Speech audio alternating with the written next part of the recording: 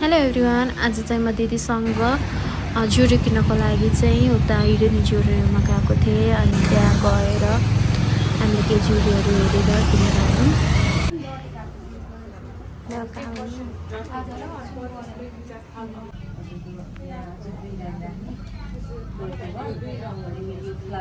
अनि त्यहाँपछि चाहिँ म चाहिँ सिधै होस्टेलतिर फर्केँ। अनि आज चाहिँ हाम्रो होस्टेलमा चाहिँ मासु बनाउने प्लान थियो बहिनीहरूसँग।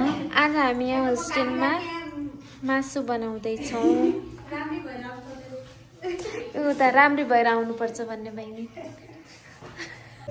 यता हाम्रो बहिनी मासु पकाउनको लागि लसुन अनि लसुन के गरेर छौ? लसुन थिचिरा छिन्। अनि यता बहिनीलाई भोक लागिसक्यो रे। गाइज, उनी हाम्री प्रीतिका बहिनी। नमस्ते। उहाँले एकदमै मिठो मासु बनाउनुहुन्छ आज। लजाएर हाल्ने काट मी